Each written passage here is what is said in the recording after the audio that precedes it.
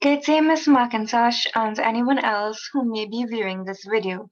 My presentation is on Voodoo for my fourth portfolio in comparative religion, presented by myself, Amisha Mangal. Today I'm going to talk about how comparative religion altered my thoughts on Voodoo and three aspects of Voodoo that stood out to me and why.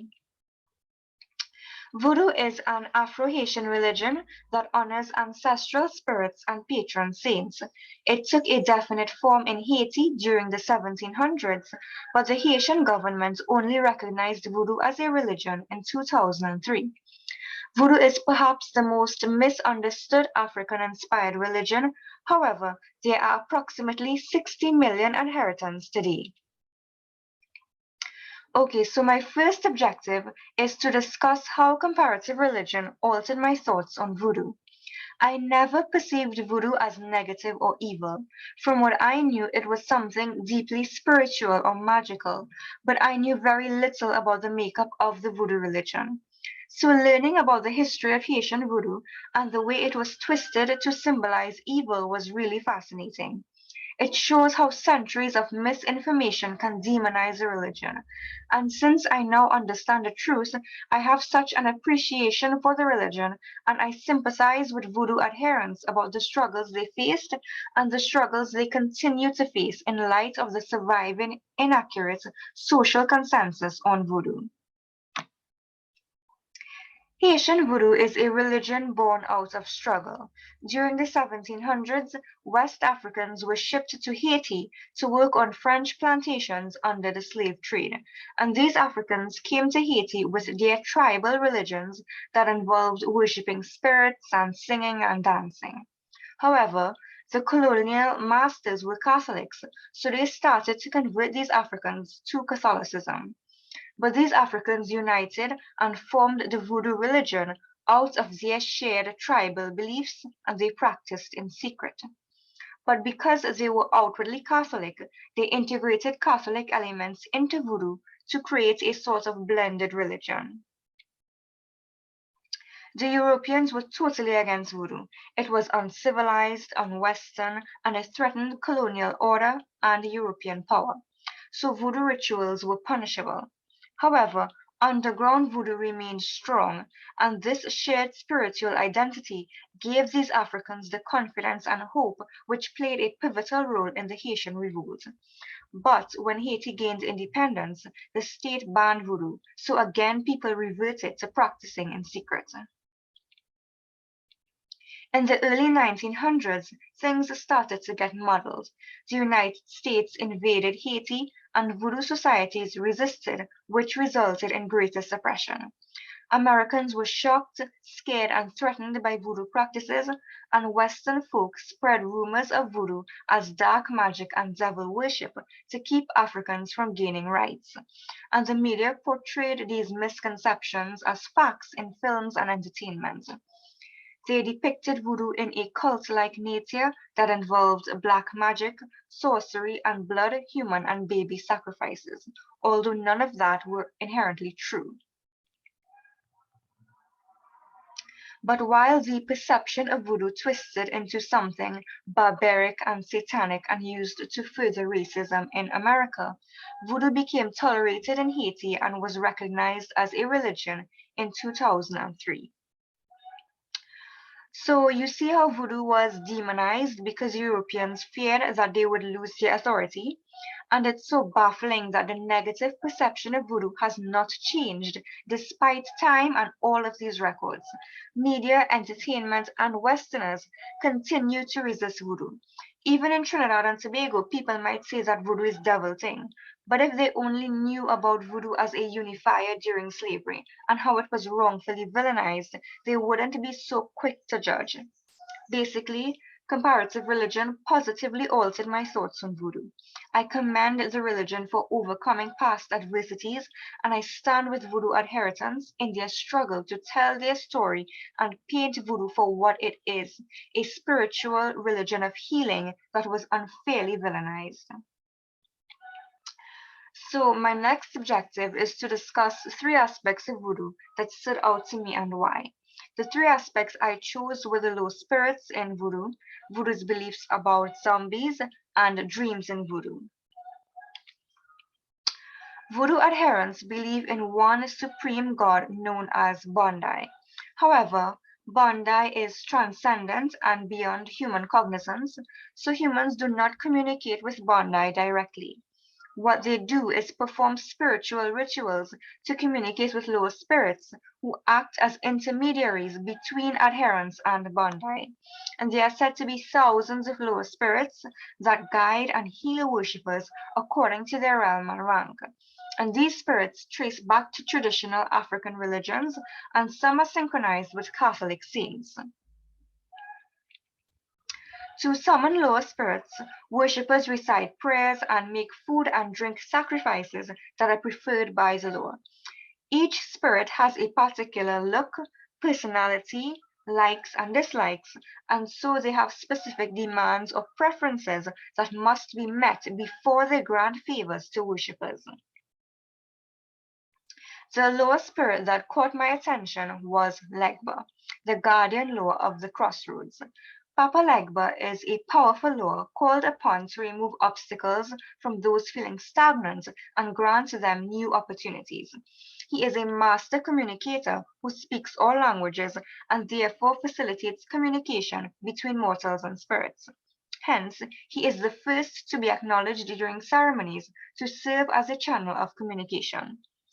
Papa Legba is also a teacher, warrior, and a bit of a trickster. He is often portrayed as an elder gentleman with a straw hat and cane and accompanied by a dog. In this picture here, you can see one portrayal or depiction of Legba, and at the left of his foot, you can see his symbol, and followers draw that symbol during ceremonies to summon him. He also has a particular chant that must be said to summon him, and he must be offered his favorite foods and drinks. These include meats, dark rum, pipe or tobacco cigars, and chocolate. And he is associated with the Catholic saints Peter, Anthony, and Lazarus. The lower spirits stood out to me for two reasons. Firstly, I was able to connect them to Hinduism. In Hinduism, there is one supreme being called Brahman, and many incarnations of Brahman with different appearances, personalities, likes, dislikes, and qualities. And devotees pray to different incarnations for different things, much like how the voodoo worshippers pray to different lower spirits for different things. So, for example, Lord Ganesh in Hinduism is depicted with an elephant head. He is the remover of obstacles, and his favorite sweet is an Indian delicacy called laddu. And well, I just described Legba. So Legba and Ganesh both have a distinct physical appearance. They both have special qualities that worshippers turn to them for, and they both have a favorite food. So the conceptualization or makeup of lower spirits is similar to the conceptualization or makeup of Hindu gods and goddesses, and that's what's so striking to me. Lower spirits and Legba in particular also stood out to me because there is an American horror-based television series that portrayed Voodoo and Papa Legba. This series depicted Papa Legba in a more sinister light. He was still shown to be a master communicator and medium between the human and spiritual realm, but his physical appearance was darker. And instead of his offering and payment for helping a person who summoned him, be alcohol, chocolate, or meat, it was the annual sacrifice of an innocent life, which is not at all accurate. So any person who viewed that show and did not do any further research would believe that voodoo is just evil.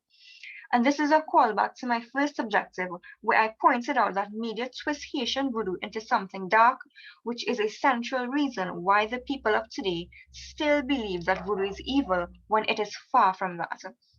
So just seeing how inaccurate the media portrayal of Legba was after learning the truth about him was really eye-opening. So now I'll move on to voodoo's beliefs about zombies. The concept of a zombie dates back to when the enslaved Africans worked on the French plantations in Haiti. They were treated so horribly and often thought of death as a way out of their misery. Although suicide was common, they believed that those who committed suicide would be condemned to roam the plantations for eternity, trapped inside their bodies as soulless zombies. And this anxiety worked its way into voodoo. Voodoo adherents believe that a zombie is a recently deceased person whose body has been reanimated by a sorcerer or bokor who uses the zombie as free labor and has them perform tasks on their behalf. And the zombie is mindless and soulless. A bokor will firstly select a person to turn into a zombie, and the bokor administers a zombie powder via ingestion or injection, for example, that contains ingredients like pufferfish, toad, and human bones. And this powder paralyzes the victim.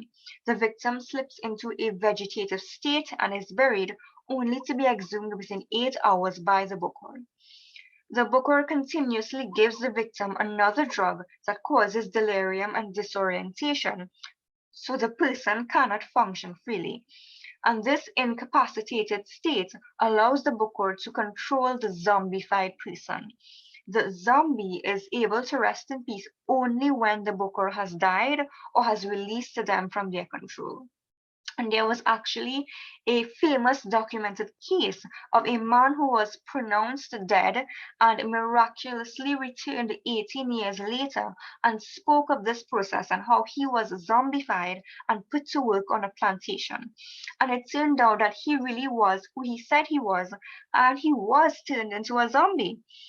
And so, although some adherents regard zombies as a myth, others remain steadfast in their belief that zombies exist.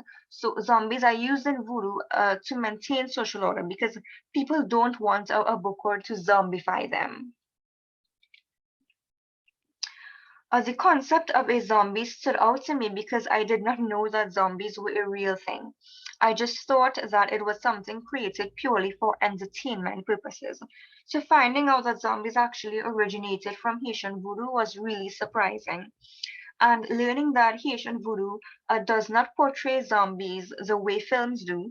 So in Haitian voodoo, zombies aren't undead beings that are compelled to consume human flesh. They aren't rotting from within, and the contact with a zombie does not turn you into a zombie. This was also interesting because it just shows how the concept was Americanized. The information about the bokor and the use of the zombie powder was my first taste of the mystical or magical element of voodoo. Remember, I said that I thought of voodoo as something magical or spiritual, but I didn't know exactly how it was magical until now. I now know about the bokor and the powers and all of that, which are all interesting and indeed magical in a sense. Dreams in voodoo also stood out to me. Dreams are very important in Haitian voodoo. Sleeping is regarded a continuation of the conscious life, and dreaming provides clear access to lower spirits. Usually, lower spirits will appear as familiar people or objects in a person's dream and communicate with them blessings, protection, knowledge, warnings, etc. However, not all dreams are genuine visions. Some are merely fantasies of the imagination. So a person would contact their voodoo priest, either a Hongan or Mambo, to consult whether their dream was a genuine vision. The reason I was drawn to dreams in voodoo in particular is because I personally believe in dream interpretation. I believe in it from a psychoanalytic perspective.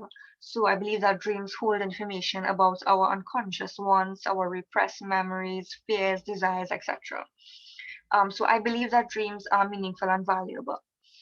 So even though dream interpretation is in voodoo is a bit different because they look at it from the perspective of spirits coming to you in dreams, I was amazed to see that voodoo values dreams. Even in Trinidad and Tobago, people talk about dreams having meanings. For example, I grew up in a household where dreaming of a funeral was a good sign, but dreaming of a wedding was a bad omen. So some people take dreams seriously, um, whereas others believe that they are nonsensical. But it was nice to see that dreams are meaningful in voodoo as they are also meaningful to me. and also to make the connection that even some people in Trinidad and Tobago may believe that dreams are signs from God. In essence, lower spirits, especially Legba, stood out to me because of the similarities between their conceptualization in Haitian voodoo and their conceptualization in Hinduism, as well as the way media has inaccurately portrayed Legba. Zombies caught my attention because I did not know that they were real or that they came from voodoo. And the value of dreaming stood out to me because I also believe that dreams are important, albeit in a different way. With this, I end my presentation. These are my references where you can get more information. I hope you enjoyed and even learned something new. Thank you.